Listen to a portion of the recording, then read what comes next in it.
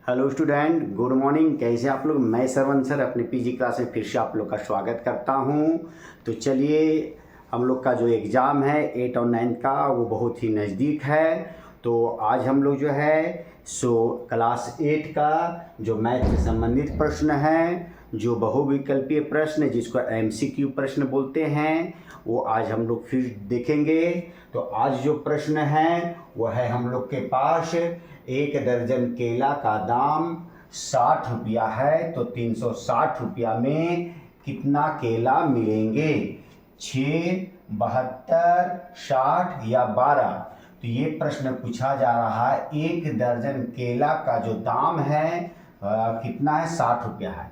तो 360 रुपया में कितना केला मिलेगा? तो यहाँ पर 1 दर्जन का मतलब कितना होता है? 12 पीस, अर्थात 12 पीस केला हम लोग को कितना में मिल रहा है? तो 60 रुपया में मिल रहा है। कितना मिल रहा है? 60 रुपया में। तो 360 रुपया में कितना केला मिलेगा हम लोग को?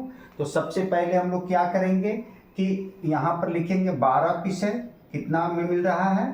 तो 60 रुपया में। तो 60 रुपया में कितना केला मिल रहा है हम लोग को? 60 रुपया में जो है सो हम लोग को 12 पीस मिल रहा है। कितना मिल रहा है? 12 पीस। तो 1 रुपया में कितना हो जाएगा? तो 12 बटा हम लोग कितना लिख देंगे? 60 लिख देंगे। तो हम लोग को 360 रुपया में पूछ रहा है, तो 360 रुपया में कितना होगा? तो 360 रुपया में लिखेंगे कि 12 बटा 60, और ये 360 हम लोग को गुना में हो जाएगा।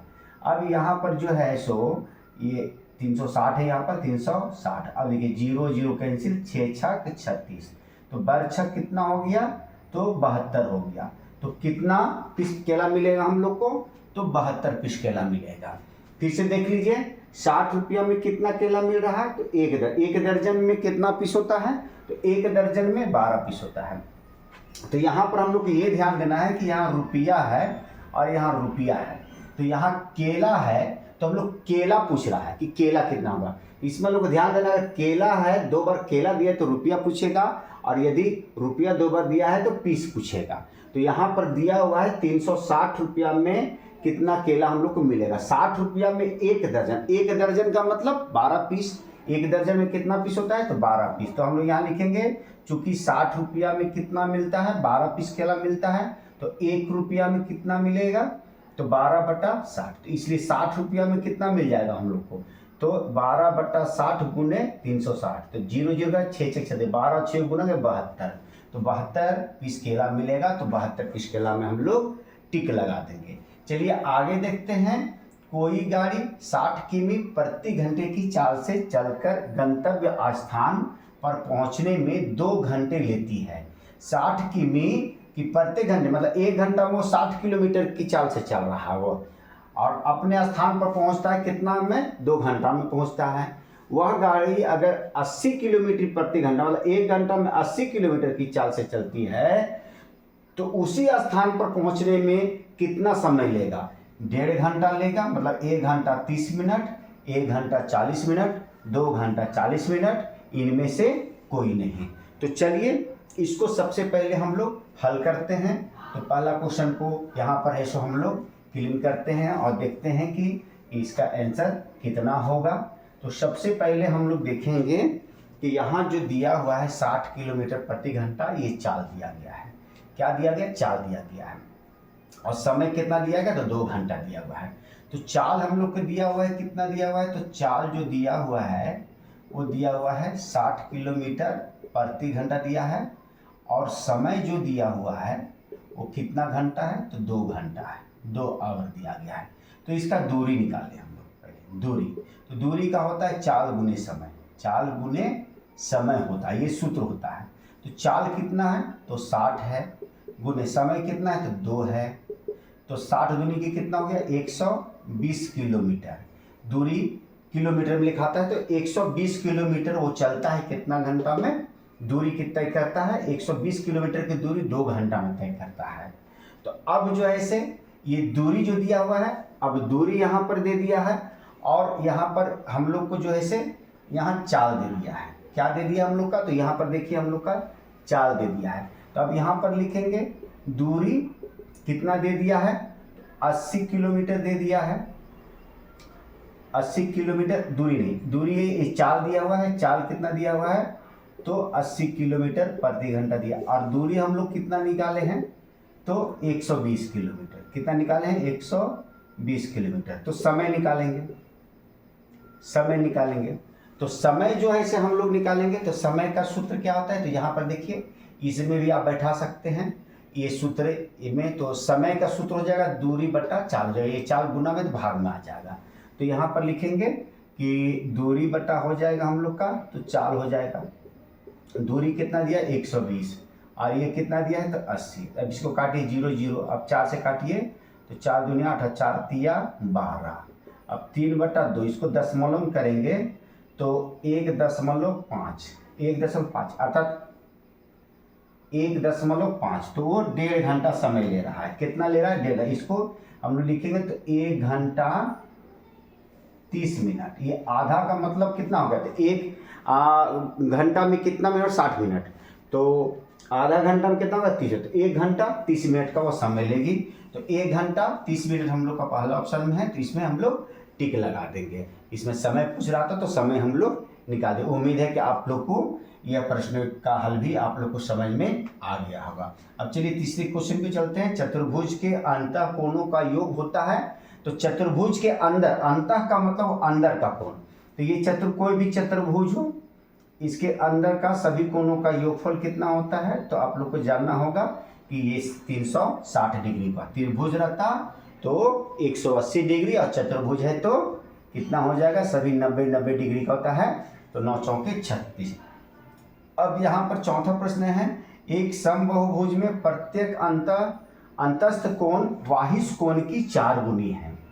अंतस्थ कोण मतलब अंदर का जो कोण है एक बहुभुज में, समबाहुभुज में अंतस्थ वाहिस कोण की 4 गुनी है। बहुभुजाओं की संख्या, बहुभुज की भुजाओं की संख्या कितना होगा ये हम लोग को जानना है।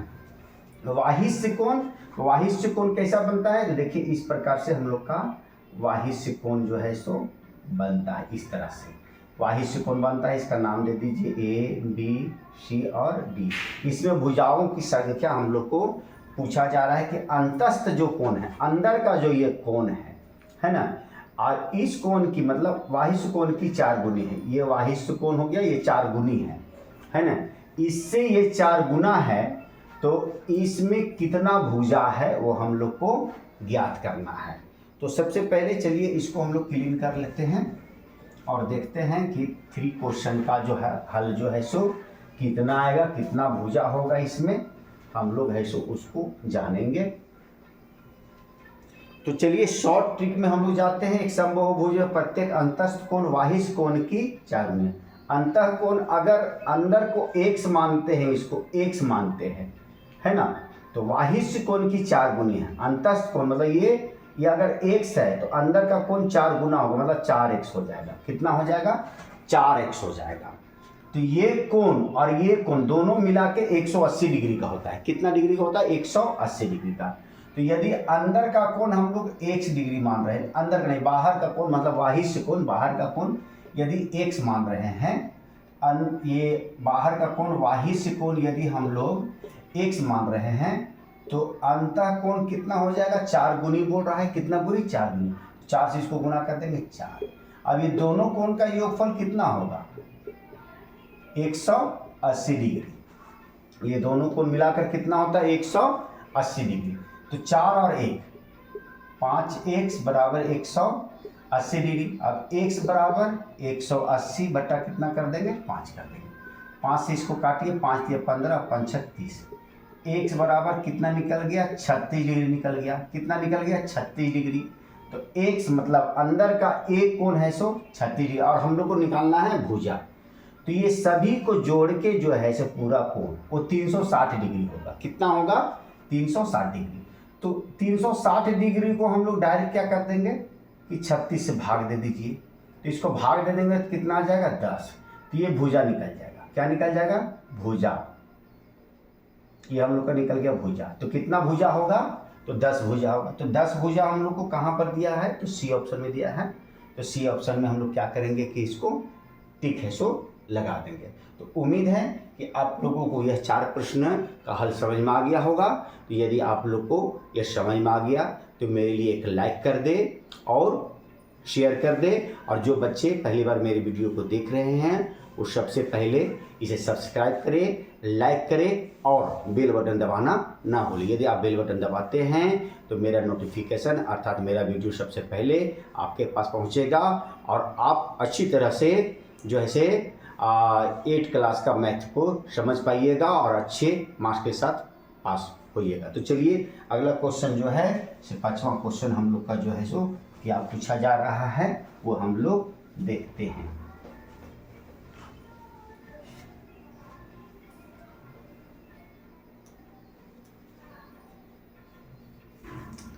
पांचवा क्वेश्चन में है, एक चित्र दिया गया है, इसमें x का मान निकालना है हम लोग को। लिखा हुआ है दिए गए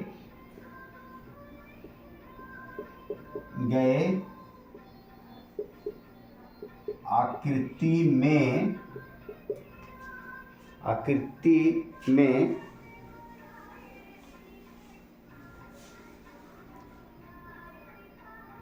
x का मान होगा।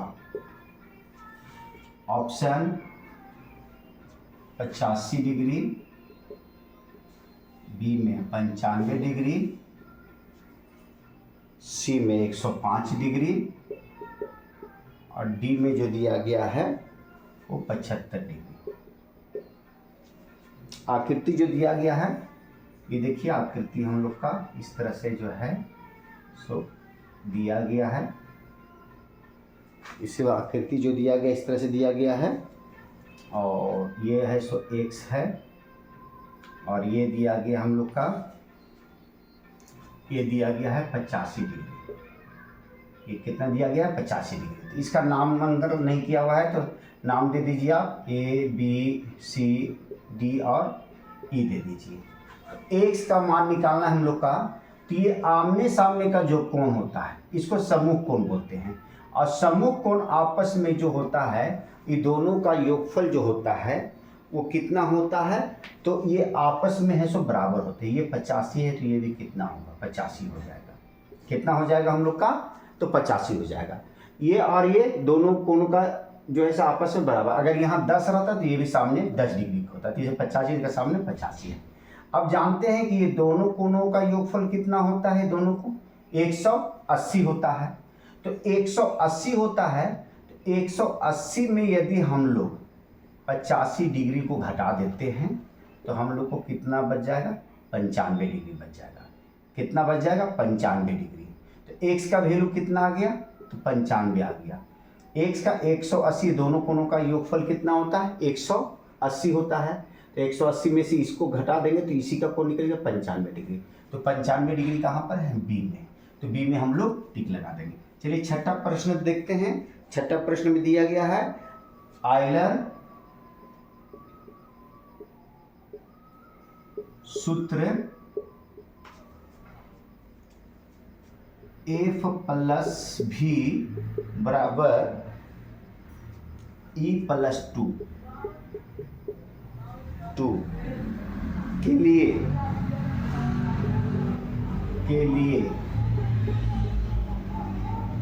लिए कौन सही नहीं है, कौन सही नहीं है। ए में F बराबर फलक की संख्या,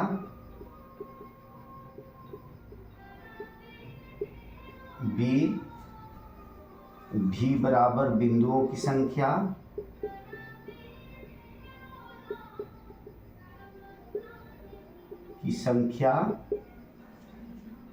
सी ई बराबर किनारों की संख्या,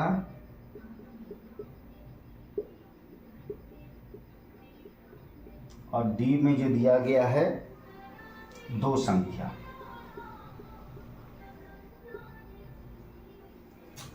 तो आयलर सूत्र जो है एफ प्लस भी बराबर ई प्लस टू के लिए कौन सही नहीं है? तो आयलर सूत्र में तो फलक की संख्या होता है, भी बराबर बिंदुओं की संख्या नहीं होता है, भी बराबर ये बिंदुओं की संख्या नहीं होता है। तो इसमें जो ऐसे बी में हम लोग टिक लगा देंगे कि बिंदुओं की संख्या नहीं होता, फलक की संख्या होता है, किनारों की संख्या होता है और संख्या का नाम होता है, लेकिन बिंदुओं की संख्या नहीं होता आयलर सूत्र में। तो आयलर आप लोग पढ़ सकते हैं, बुक में भी दिया गया है आयलर सूत्र क्या होता है, उसमें किसको क्या बोलते हैं वो आप लोग को समझ में आ जाएगा। अब आगे है हम लोग का ये 7वां क्वेश्चन जो है, बोला जा रहा है इनमें से कौन सा त्रिविमीय नहीं है? इनमें से कौन सा त्रिविमीय नहीं है? ए में आयत, बी में शंकु, सी में प्रिज्म, डी में घन। तो देखिए त्रिविमीय मतलब जिसका 3 भुजा हो। तो आयत का तो 4 भुजा होता है। शंकु कैसा बनता है तो आप लोग जान रहे हैं, शंकु में ये है सो 3 बीम, 1 2 3। प्रिज्म जो बनता है इसी तरह से बनता है। घन जो बनता है, घन तो वो त्रिविमीय ही बनता है। देखिए त्रिविमीय कैसे घन बनेगा, सो ये देखिए इसकी लंबाई चौड़ाई ऊंचाई होता है, लंबाई चौड़ाई और ऊंचाई होता है। 3 बीम होता है इसका, एक लंबाई होता है, एक चौड़ाई होता है, एक ऊंचाई होता है। लेकिन आयत का क्या होता है, 4 भुजा होता है। कितना भुजा? तो 4 भुजा होता है। तो ये है सो त्रिविमीय नहीं है, इसमें हम लोग टिक लगा देंगे। तो उम्मीद है कि आप लोगों को जो है 7वां क्वेश्चन भी समझ में आ गया होगा। आगे चलते हैं, 8वां प्रश्न हम लोग को क्या पूछा जा रहा है उसको हम लोग देखते हैं।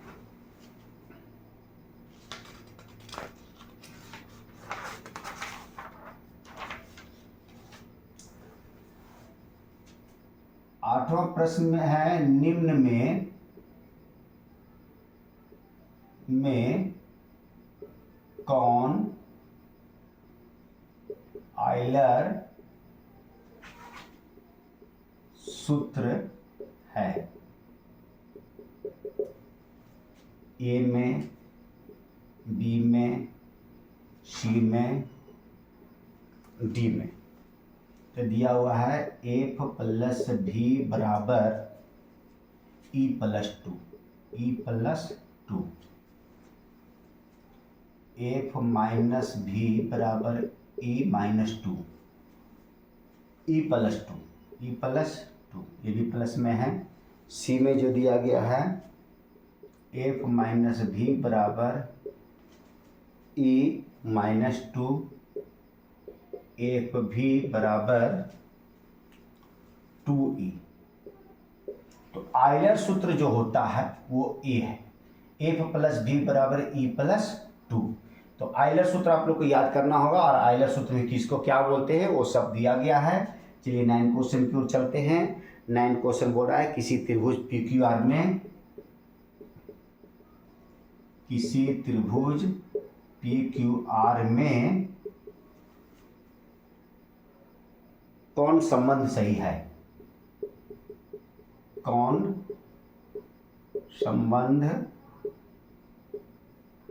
सही है? कौन सा संबंध है सो सही है, इसमें हम लोग को देखना है। ए में दिया गया है PQ प्लस PR, PR छोटा है QR से। बी में दिया गया है PQ plus PR, PQ plus QR, QR बड़ा है PR से। सी में जो दिया गया है PR plus QR, PR plus QR छोटा है PQ से। और डी में जो दिया गया है P Q plus Q R, P Q plus Q R बड़ा है पी आर से, पी आर से। तो सबसे पहले त्रिभुज पी क्यू आर बनाएंगे। क्या बनाएंगे? त्रिभुज पी क्यू आर। तो इसको बोलते हैं सबसे बड़ी भुजा होता है ये कर्ण। लेकिन जब पी क्यू और क्यू आर जब जोड़ देंगे, इसको पी क्यू और क्यू आर को जोड़ देंगे तो इससे ये लोग बड़ा हो जाएगा। क्या हो जाएगा? पी आर से क्या हो जाएगा? बड़ा हो जाएगा। तो यहां पर जो है से पी आर जो है सो छोटा है कितना? P Q R Q R से, क्योंकि ये भुजा जोड़ेंगे तो इससे भी बड़ा भुजा प्राप्त हो जाएगा। तो यहाँ पर P Q plus Q R बड़ा होगा किससे? तो पी आर से। तो कहाँ पर ये सूत्र दिया गया है? तो P Q plus Q R बड़ा है किससे? पी आर से। तो बी ऑप्शन में हम लोग क्या कर देंगे कि टिक लगा देंगे। इसको लंब बोलते हैं और इसको आधार बोलते हैं। तो ये दोनों का योगफल होता है लंब प्लस आधार बराबर कर्ण होता है। तो ये दोनों जोड़ देंगे तो इससे बड़ा हो जाएगा ये। चलिए 10वां क्वेश्चन देखते हैं हम लोग। 10वां क्वेश्चन में जो बोल रहा है आर त्रिज्या वाले वृत्त का क्षेत्रफल क्या होता है? आर त्रिज्या वाले वृत्त का क्षेत्रफल क्या होता है? ए में 1/2 पाई आर स्क्वायर, बी में पाई आर स्क्वायर, सी में आर स्क्वायर, डी में 1/4 पाई आर स्क्वायर। तो वृत्त का जो क्षेत्रफल होता है वो पाई आर स्क्वायर होता है। क्या होता है? पाई आर स्क्वायर होता है। तो वृत्त का क्षेत्रफल आप लोग को याद करना होगा। जो जो सूत्र है, जैसे आयलर का सूत्र हो गया, वृत्त का सूत्र हो गया, आयत का सूत्र हो गया, ये सब आप लोग को याद करना होगा। तो चलिए अगला क्वेश्चन जो है, एक समचतुर्भुज का क्षेत्रफल, एक समचतुर्भुज का क्षेत्रफल ज्ञात करें जिसके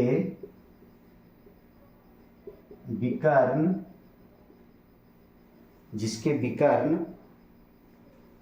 24 सेमी और 10 सेमी है,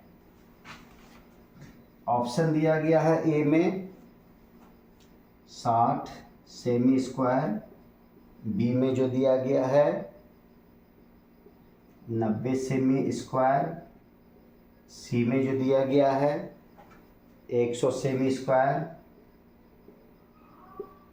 और डी में दिया गया है 120 सेमी स्क्वायर। तो समचतुर्भुज का क्षेत्रफल ज्ञात करना है जिसका विकर्ण दिया गया है। तो समचतुर्भुज कैसा बनता है वो सबसे पहले हम लोग देख लेंगे। तो चलिए इसको क्लीन करते हैं और देखते हैं कि समचतुर्भुज का जो है सो क्षेत्रफल क्या होता है और समचतुर्भुज कैसा होता है वो देखेंगे हम लोग। तो देखिए ये समचतुर्भुज होगा जिसकी सभी भुजाएं आपस में क्या होती है? बराबर होती है। ये समचतुर्भुज है, ए बी सी और डी। इसके विकर्ण ये कहलाते हैं जो ओ पर प्रतिच्छेद करते हैं। तो एक दिया हुआ है ये 24 सेंटीमीटर और एक दिया हुआ है हम लोग का 10 सेंटीमीटर। तो इसका क्षेत्रफल निकालना है। तो इसका क्षेत्रफल क्या होता है? तो क्षेत्रफल होता है 1/2 कोष्ठ में रहता है विकर्णों का गुणनफल। विकर्णों का गुणनफल होता है ये। गुणनफल मतलब गुना। तो 1/2 गुने विकर्ण कितना दिया गया है? 24 और 10। वहाँ भी देख सकते हैं 24 और 10। किसी से भी 2 से कट जाएगा, इसको काट दिया 12। तो 12 दहा के कितना हो गया? 120 सेंटीमीटर स्क्वायर।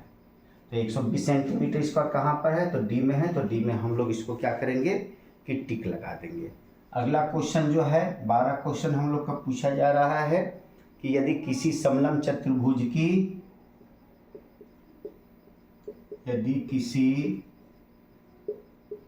समलंब चतुर्भुज की समांतर भुजाएं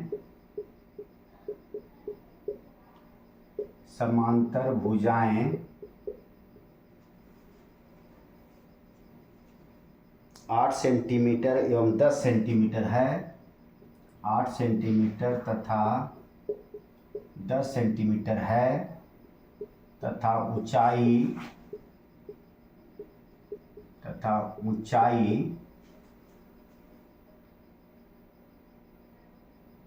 5 सेंटीमीटर है, 5 सेंटीमीटर है,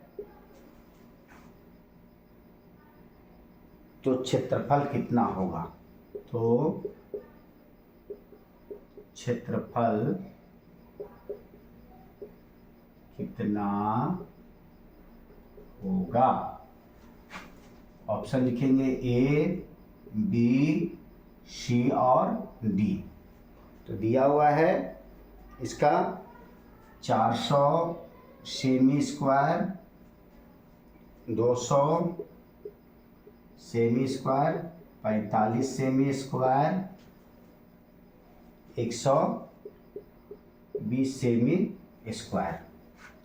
तो यहाँ पर समलंब जो है सो जो ऐसे त्रिभुज पूछा था, समलंब जो चतुर्भुज होता है वो इस प्रकार से बनता है। ये समलंब चतुर्भुज, इसका नाम दे दिए ए, बी, सी, डी, ई, इस प्रकार दे सकते हैं। तो इसमें जो है समांतर भुजाएं कितना है, जो समान चलने वाला है, तो यहाँ पर दिया हुआ है समांतर भुजाएं जो दिया गया 8 सेमी और 10 सेमी। तो बड़ा होता है ये 10 और ये 8 हो जाएगा, और ऊंचाई जो दिया गया है वो कितना दिया गया 5।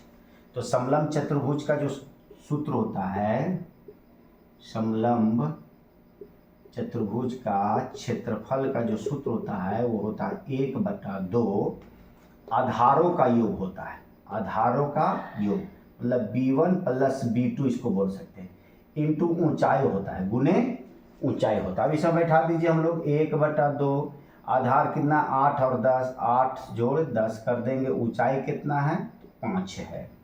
अब चलिए इसको हल करते हैं हम लोग।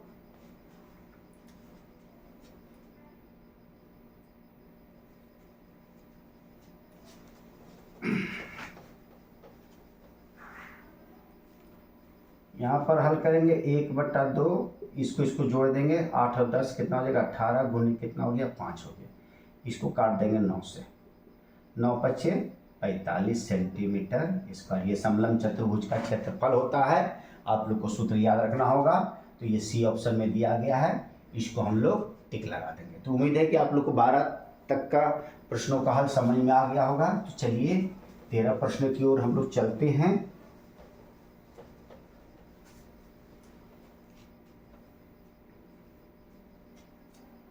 13 जो प्रश्न है वो लिखा हुआ है, एक घन की जिसकी एक भुजा 5 सेमी है का आयतन क्या होगा?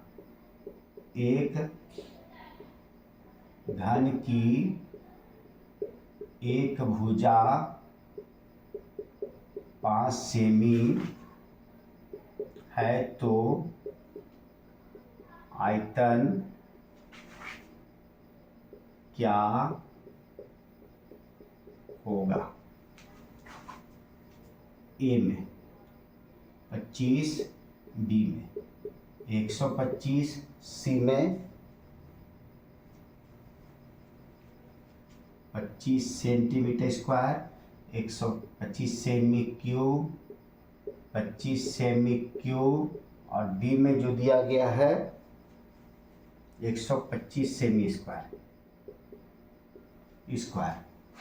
तो घन का जो आयतन होता है, घन का जो आयतन होता है, घन का आयतन होता है वो होता है भुजा का क्यूब। तो भुजा कितना दिया गया है? तो 5 दिया गया है, 5 सेंटीमीटर दिया, इसका क्यूब कर देंगे। तो 25 × 5 × 5 × 5, तो 50 25 25 125, और सेमी सेमी 3 बार गुना होगा, यहाँ सेमी यहाँ सेमी यहाँ सेमी, तो सेंटीमीटर क्या हो जाएगा, क्यू हो जाएगा। तो 125 सेंटीमीटर क्यू कहाँ दिया गया है, यहाँ पर 125 सेमी स्क्वायर है, यहाँ पर 125 सेंटीमीटर क्यू दिया है। ये नहीं कि इसमें स्क्वायर लंबाना है, क्योंकि घन का आयतन होता है वो क्यू में लिखाता है, घन सेंटीमीटर में लिखाता है, तो इसको हम लोग बी में टिक लगा देंगे। चलिए 14 प्रश्न की ओर चलते हैं। 14 प्रश्न पूछा रहा है, घन का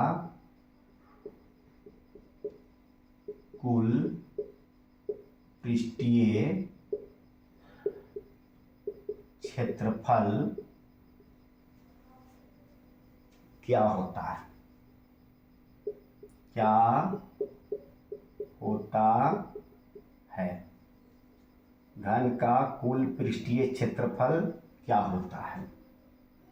ए में दिया गया है 4l स्क्वायर, बी में 6l स्क्वायर, सी में जो दिया गया है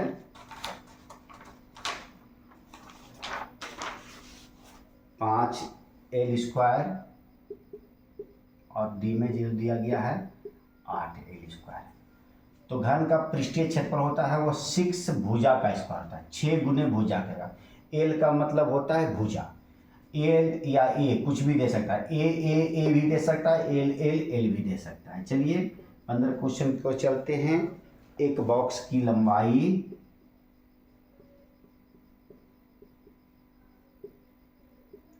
की लंबाई 10 सेंटीमीटर, चौड़ाई 5 सेमी और ऊंचाई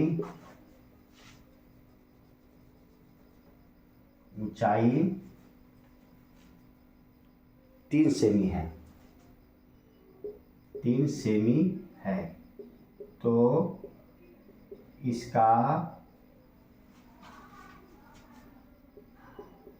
आयतन होगा ए में, बी में, सी में और डी में 150 semi cube, 150 semi square, 190 semi cube, 190 semi square, ये हम लोग का दिया हुआ है। तो जब भी आयतन किसी का पूछेगा तो आयतन को क्यू में ही लिखा जाएगा, तो या तो ये होगा और नहीं तो ये होगा, ये क्यू वाला ही होगा, ये तो दोनों नहीं होगा, स्क्वायर वाला तो बिल्कुल ही नहीं होगा, स्क्वायर क्षेत्रफल में होता है।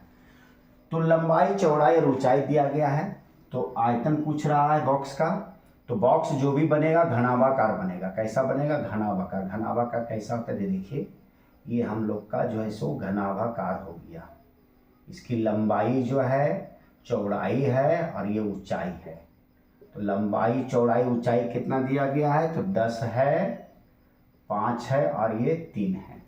तो घनाभ का जो आयतन होता है, आयतन को भी बोलते हैं वॉल्यूम, इसको एल गुने बी गुने एच होता है। डायरेक्ट हम लोग को गुना करना, 10 दिया 30 बचे 150, 10 गुने 5 गुने 3 150, और ये लिखाएगा सेंटीमीटर क्यूब। ये सेमी और ये सेमी, 1 2 3 सेमी क्यूब, तो 150 सेमी क्यूब पर हम लोग क्या करेंगे कि टिक लगा देंगे। चलिए अगला क्वेश्चन हम लोग का जो है वो है 36, ये 16 प्रश्न जो है सो हम लोग का जो दिया गया है, यदि बेलन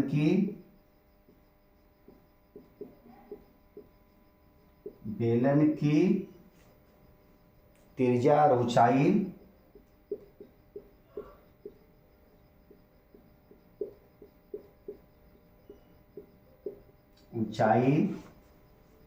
7 सेमी और 5 सेमी है, 7 सेमी और 5 सेमी है, तो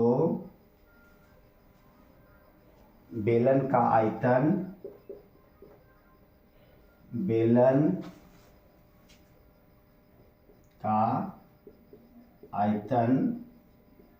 होगा ए में 1540 सेंटीमीटर क्यूब, बी में 770 सेंटीमीटर क्यूब, सी में 1540 सेमी स्क्वायर और डी में जो दिया गया है 770 सेमी स्क्वायर। तो यहाँ भी आयतन पूछा जा रहा है, तो आयतन या तो 1540 होगा और नहीं तो हम लोग का कितना होगा 770। स्क्वायर ला तो होगा ही नहीं। तो आप लोग को समझ में आ गया होगा कि आयतन और क्षेत्रफल में क्या अंतर है। सो तो चलिए हम लोग सबसे पहले इसको हल करते हैं। पहले बेलन बनाते हैं। बेलन कैसा होता है वो देखते हैं हम लोग।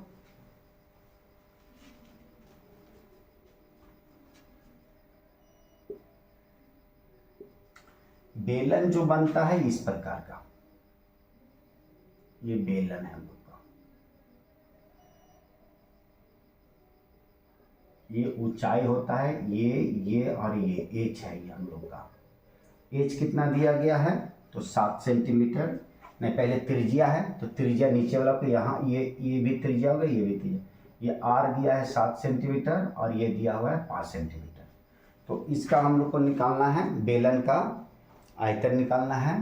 तो बेलन का जो आयतन होता है वो भी बराबर होता है पाई आर स्क्वायर एच होता है। पाई का मान 22/7 हो गया। आर जो दिया गया है कितना है तो 7 गुने 7 लिखेंगे, क्योंकि आर को 2 बार लिखना है और ऊंचाई कितना दिया गया है तो 5 दिया गया है। ये और ये कट गया। अब यहाँ पर 22, 7 और 5 को गुना करेंगे तो 7 × 5 = 35। 35 हुआ। 22 को 35 से गुना कर दीजिए। 2 × 5 = 10, 2 × 3 = 6, 1 7, फिर ये आ जाएगा 70। तो 0 7 7 770 आ गया। कितना आ गया हम लोग का 770 सेमी क्यूब लिखिएगा। आयतन है तो 770 सेमी क्यूब किस में है तो बी में है। तो बी ऑप्शन में हम लोग इसको क्या करेंगे फिर टिक लगा देंगे। चलिए 17वां क्वेश्चन हम लोग को क्या पूछा जा रहा है। वर्ग अंतराल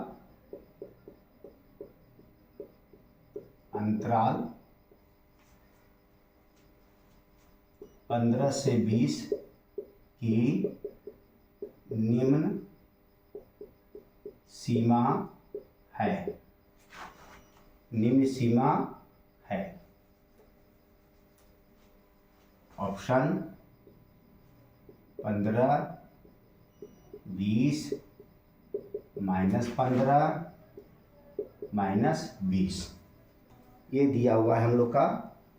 तो वर्ग अंतराल की निम्न सीमा पूछ रहा है। क्या पूछ रहा है तो निम्न सीमा। निम्न सीमा का मतलब छोटा संख्या। तो छोटा कौन है 15 है तो 15 में हम लोग टिक लगा देंगे। चलिए 18वें क्वेश्चन की ओर चलते हैं।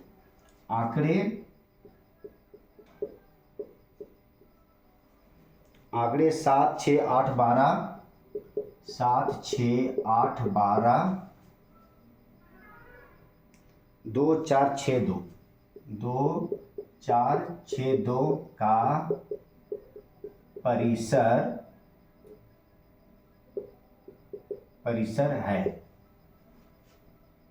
ए बी सी और डी। ऑप्शन में दिया गया 2 12, 2 12,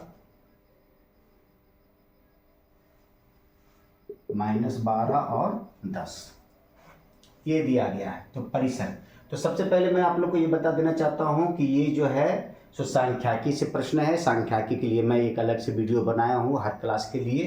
तो आप लोग सांख्यिकी में देखकर आप जो ऐसे परिसर वर्ग चिन्ह बारंबारता संचय बारंबारता है ना, निम्न सीमा उच्च सीमा वर्ग चिन्ह कुछ भी उसमें पढ़ सकते हैं। आप लोग सब बताया गया उसमें। बहुलक भी है, माध्यक है, सब दिया गया उसमें।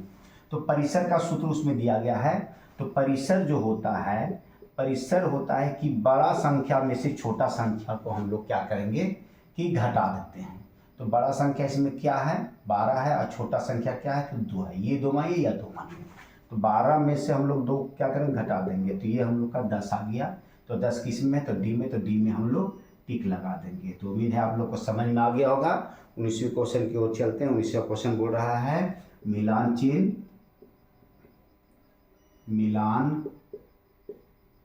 चिन्ह 1 2 3 4 5 6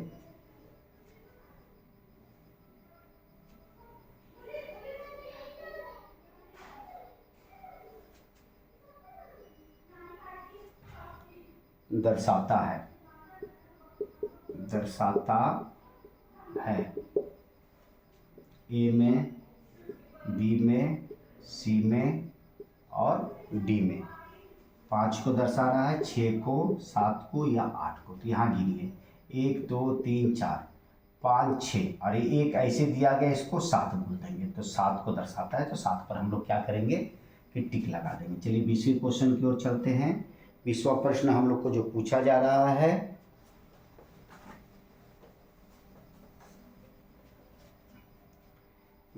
प्रश्न पूछा जा रहा है वर्ग अंतराल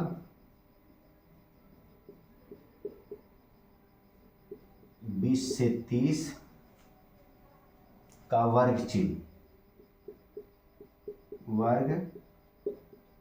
चिन्ह है ए बी सी डी। वर्ग चिन्ह कितना है? 25 है, 15 है, 20 है या 30 है। तो वर्ग चिन्ह का सूत्र होता है उच्च सीमा जोड़ निम्न सीमा बटा 2। बड़ा संख्या और छोटा संख्या को जोड़ के हम लोग को क्या करना है कि भाग दे देना है 2 से। 2 संख्या तो 2 से भाग देना। 20 और 30 कितना हो गया? तो 50 बटा 2, इसको काट देंगे तो कितना आ गया? 25। 25 कहाँ पर है? तो पहला ऑप्शन में है, तो पहला ऑप्शन पर हम लोग टिक मार देंगे। 21वें प्रश्न की ओर चलते हैं। 21वां प्रश्न जो हम लोग को पूछा जा रहा है वो पूछा जा रहा है 15 square plus 10 square. 15 square plus 10 square का मान है option A B C D. कितना है? 25 का स्क्वायर, 5 का स्क्वायर, 225, 325। तो यह 15 स्क्वायर प्लस 10 स्क्वायर बोल रहा है। 15 का स्क्वायर प्लस 10 का स्क्वायर। 15 2 बार गुना करेंगे तो 225 होगा और 10 को गुना करेंगे तो 100 होगा। तो 225 और 100 325। तो 325 हम लोग का कहाँ पर है? तो डी ऑप्शन में है। तो डी ऑप्शन में हम लोग टिक लगा देंगे। तो उम्मीद है कि आप लोगों को जो है सो ये 21 तक का प्रश्नों का हल आप लोग को समझ में आ गया होगा। चलिए आगे हम लोग ऐसो बढ़ते हैं 22वें प्रश्न की ओर। 22वां प्रश्न हम लोग को क्या पूछा जा रहा है वो हम लोग देखते हैं। 22वां प्रश्न जो है वो पूछ रहा है कि 3 2 1000 का मान है A B C D. 10 100 1000 none का मतलब इनमें कोई नहीं। तो यहाँ पर जो है इसका घनमूल पूछ रहा है। तो 10 को हम लोग 3 बार गुना करेंगे तो 1000 आ जाएगा। कितना आ जाएगा? 1000। देखिए 10 गुने 10 गुने 10 ये 3। तो 3 जोड़ा में 3 संख्या में एक संख्या निकलता है 10। यही हम लोग का आंसर हो गया। तो 10 कहाँ पर है? तो ये ऑप्शन में है, टिक मार देंगे। चलिए 23वें प्रश्न की ओर चलते हैं। 23वां प्रश्न बोल रहा है मूल बिंदु के निर्देशांक होते हैं। मूल बिंदु के निर्देशांक होते हैं। तो मैं इसमें भी आप लोग को बता देना चाहता हूं कि मैं निर्देशांक के लिए एक अलग से वीडियो बनाया हूं हर क्लास के लिए। तो आप लोग उसमें देख सकते हैं कि कौन सा जो ऐसे निर्देशांक में मूल बिंदु किसे कहते हैं वो हम लोग जान सकते हैं। तो ये होता है वाई अक्ष, ये होता है एक्स अक्ष। ये दोनों 0 पर काटते हैं तो ये मूल बिंदु कहलाता है। क्या कहलाता है? मूल बिंदु। और मूल बिंदु के लिए एक्स और वाई दोनों ऐसे बराबर होते हैं 0 0। जीरो जीरो, लेकिन ये जीरो जीरो है तो जो दिया गया है ये कोष्ठ में है तो कोष्ठ में ही लिखना है, क्योंकि निर्देशांक जो दिया रहता है सभी जो है सो उसका पॉइंट जो दिया रहता है मतलब बिंदु दिया रहता है वो कोष्ठ में दिया, तो कोष्ठ वाला ही टिक मारेंगे, ये नहीं कि बिना कोष्ठ वाला को मारेंगे। सो 24वां प्रश्न जो है हम लोग का निर्देशांक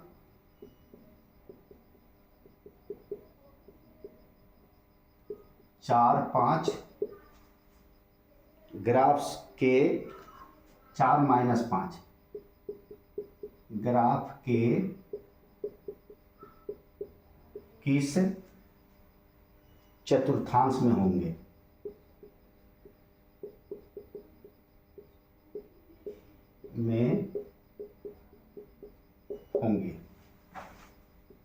ए